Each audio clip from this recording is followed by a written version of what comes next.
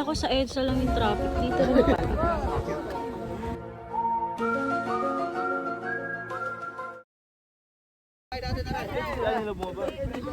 Wala na, hindi na maka-atras.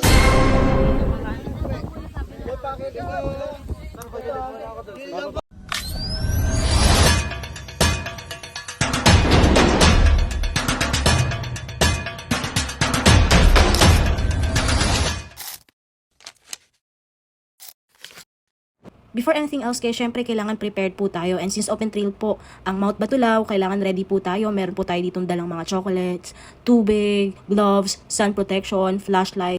So hanggat maaga pa lang, kailangan nakapack na po tayo mga kapatid. Ang pick up time po natin sa MOA guys is 1:30 AM and I'm still packing up the things that I need to bring guys, so you better keep watching. So after duty po, bumiyahe na po ako papunta ng pick-up location, which is sa MOA guys. Oo, tama yung rinig niyo po, hindi na ako umuwi ng bahay at isang araw lang aking pahinga. Ang call time namin was around 1:30 AM, habang yung iba natutulog kami paakyat na ng bundok. One eternity later. Time travel going to Nansugbu, Batangas took around 2 to 3 hours. Around 4 AM, dumating kami sa jump-off point ng Mount Batulaw. Nag-trail prep muna kami bago kami umakyat, and sa mga oras na to guys, sobrang lakas na ng hangin.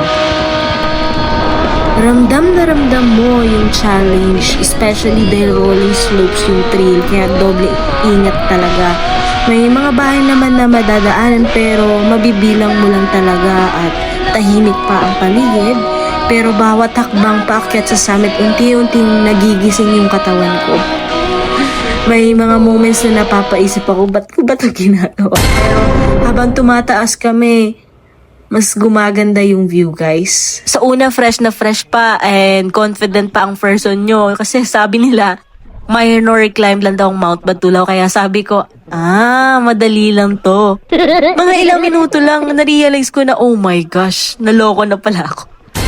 Kasi hindi pa man kami halfway, hinihingal na ako, parang tumatakbo ng EDSA to Cubao. Tahimik yung bundok pero yung paghinga ko hindi na. Kasi every stop namin, kunwari nagpipicture ako, pero ang totoo, nagpapahinga lang. Ayan, shoutout po pala sa mga kasama ko po, kila kuya na nasa likod po. Grabe sa part na to, sobrang pagod na tayo, pero ginusto natin to, 'di ba? Kaya go lang. Ayan, lesson learned. Huwag magpapamain character agad sa umpisa, magtira rin ng energy. Pero seriously guys, sobrang lakas na ng hangin dito, and habang tumataas kami, unti-unti ring gumaganda yung view. Parang life lang, habang nahihirapan ka, may reward pala sa dulo, kaya tuloy tayo. Dito ka naisip, bakit pa kasi hindi na lang ako natulog after work, diba? Pero sobrang gustong-gusto na nating umakyat, and tingnan nyo naman mga kapatid, sobrang ganda sa taas. Talagang mawawala lahat, mafe-feel mo the energy. Sobrang ganda guys, ang galing ng pagkakagawa ni Lord. Di man tiyak ang wakas ay lalakbayin para lang sumihin ang simay mo.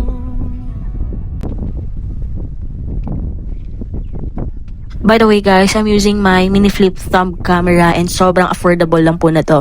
If you want guys, meron po tayo sa ating yellow basket. You just have to check it out.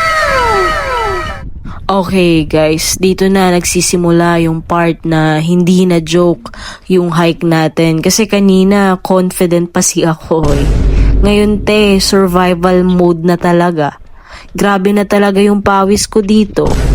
Habang tumataas kami, napapansin ko na yung trail, mas makitid na, mas matarik, at mas kailangan mong maging present sa bawat hakbang kasi honestly, isang maling apak mo lang, mapapasiyo Lord ka na po talaga.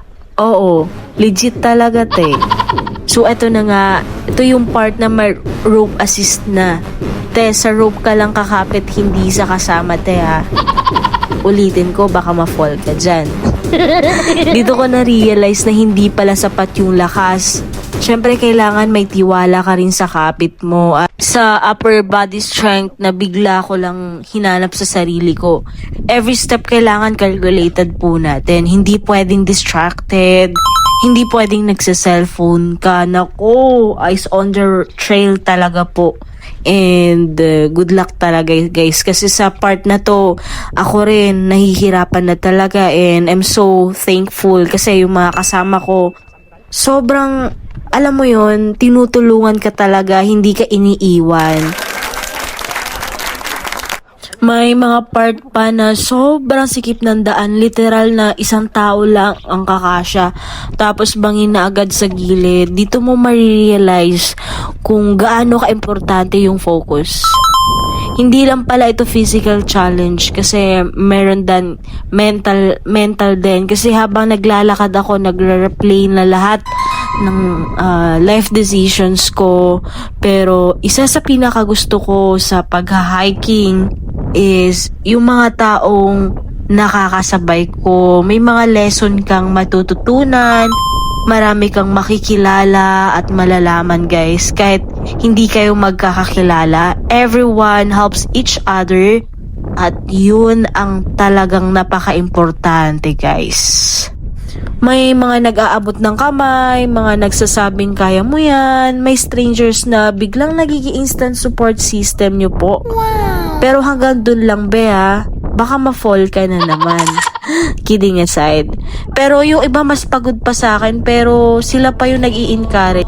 Sobrang ganda na talaga dito guys. Pero ingat-ingat pa rin po tayo kasi one wrong move kasi pwedeng madulas ka. Parang life lang din naman yan. Minsan kailangan mong bumagal para makasiguradong safe yung next step nyo po. Sa mga aakyat dyan, double ingat. After that guys, kumain po muna kami ng lugaw. And ayan po yung view namin. Tara! Sobrang ganda guys. Imagine that. Talagang mawawala lahat. Sobrang gaan ng pakiramdam ko nung naakyat na po namin. And ayan po yung makikita nyo po sa taas guys. The sunrise. Sobrang ganda guys. Wala na akong masasabi pa. Talagang oh my gosh. After ilang hingal, pawis at life decision question, finally narating din natin ang summit ng Mount Batulaw guys. Hindi rin po kayo magugutom dito kasi ang dami pong binibenta. May buko po dito. And syempre, may enjoy po natin yung view. Super crowded na po siya pero hindi pa rin mawawala yung magic ng view.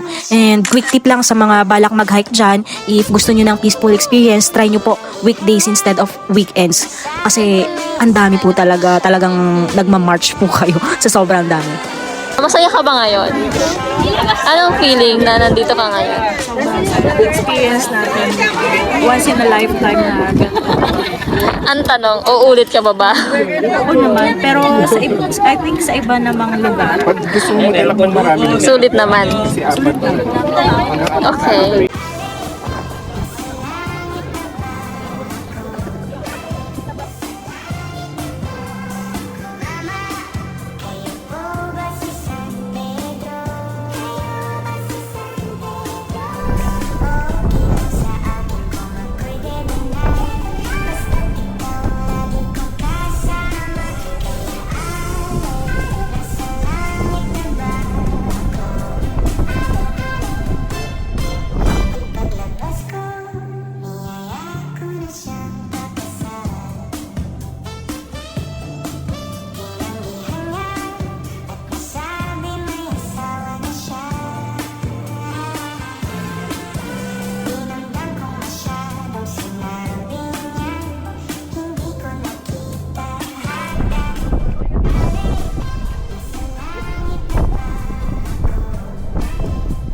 Mount Batulaw stands around 811 meters above sea level kaya perfect na perfect siyang training ground before major hikes. And hopefully in the future makonsider din nila na malimit yung number of hikers per day, not just for better experience pero para na rin sa safety ng lahat and preservation na rin po. Nag-stop kami here at FBM Tagaytay Bulaluhan at honestly ibang level yung sarap ng pagkain after hike. Hindi ko alam kung gutom lang ba ako pero parang ito na yung pinakamasarap na bulalo na nakain ko. And I just wanna say thank you sa lahat ng nakasama ko sa hike na to. Kahit karamihan sa atin strangers lang nung umpisa pero Parang naging instant family na tayo habang nasa trail. Lahat ng kwento na narinig ko habang naglalakad, may mga struggles, dreams, pinagdaanan. Nakaka-inspire lang kasi marirealize mo talaga na lahat pala tayo is may inaakyat na sariling bundok guys sa mga buhay natin. Kaya tuloy lang po at laban lang po tayo. Last minute na nga po at napagdesisyonan po natin na mag-ikot-ikot muna dito sa Tagaytay para maghanap ng pasalubong bago umuwi. Syempre hindi mawawala yung reward after hike. And guys, believe it or not, sobrang mura lang ng bilihin dito. Imagine apat na items, 100 pesos ko lang po siya nabili at super sulit na talaga. If ever man po na mapadaan po kayo dito, kindly look for Ma'am Lisa kasi sobrang bait niya po talaga and makakatawad ka po talaga. Perfect talaga siya pa sa pasalubong pag-uwi. Hindi masakit sa bulsa pero sulit. Apat 100, mura lang. Ayan, iligay natin si, anong pangalan mo ma'am? Ma'am Lisa, punta lang kayo dito sa store ni Ma'am Lisa guys. And back to reality na naman po tayo. Minsan, kailangan mo lang talagang lumayo, hindi para tumakas sa buhay, kundi para bumalik na mas buka ulit.